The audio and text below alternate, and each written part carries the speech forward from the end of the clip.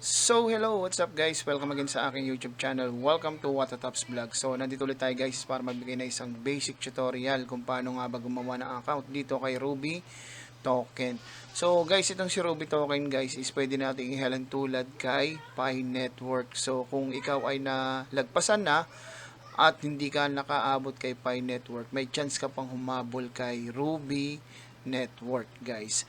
So guys, bago natin pag-usapan, bago natin gawin ito, kung bago ka pa lang sa aking YouTube channel, is pa-click naman ako ng subscribe button, and also pa-click na rin ako ng ring notification bell para update ko sa mga bago kong video pinapalabas, and also hit the like, share, and comment. So yun nga guys, paano nga ba gumawa ng Ruby account? So ito yung pag-usapan natin sa unang-una guys, kailangan meron ka ditong referral. So yung referral is option lang naman kung meron nag-invite sa'yo or wala. So kung wala naman nag-invite sa'yo, is pwede mong i-download ito sa Play Store, na kung saan isi-search mo lang sa Play Store is yung Ruby, at automatic lalabas ito at pwede mo na itong i-download. Then kung kailangan mo naman ng referral code, pwede mong gamitin ang aking referral code at malaking tulong to para sa akin. So pwede mong gamitin ang aking referral code na CryptoP. So ayun, once na download mo to at naka-register ka na, ito ang una mong gagawin guys. So ito guys, magsa-sign up ka syempre. So paano nga ba mag-sign up? So do not have account, syempre i-click mo yung wala kang account. So i-click mo yung registered. So once na na-click mo yung registered guys, ang susunod na gagawin mo naman is registered with Google. So may option dito na kailangan mag-register ka with Google. So option mo yan. So once na na-click mo na tong registered with Google, so automatic yan magre-redirect yan, choose an account. So kung nakalagin ka sa iyong account sa Gmail, so pwede kang pumili kung ano yung dapat mong i-access doon.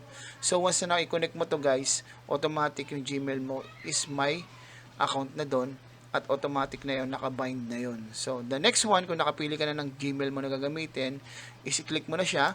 Then the next one, ito nga sinasabi ko, is click continue. So pag na-click mo na yung continue, automatic nakabind na to guys ha. So once na continue na yan, loading na yan guys.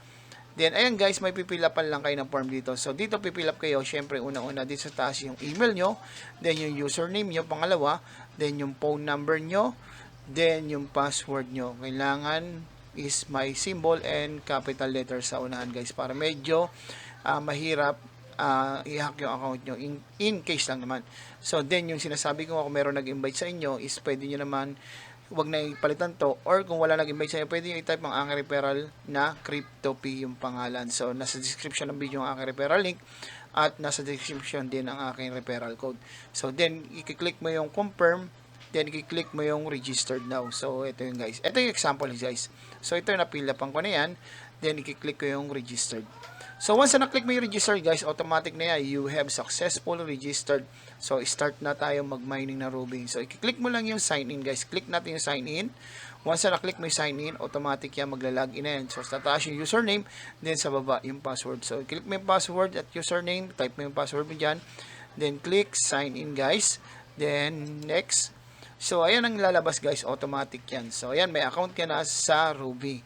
So once na may account ka na, nakapag-sign in ka na, so ito, i-click mo lang ito guys, itong parang Pico, ito yung nagmamine eh. So pag na-click mo na yan guys, then automatic yan, may pipiliin kang choose a mining pool. So ito guys, may Philippines, Metal Global. So minsan kasi hindi available yung iba. Kung ano lang available din na makikita mo, doon ka lang pwede mag-click ng mining. So kiklik mo to, once na na-click mo na to, ito ang lalabas guys.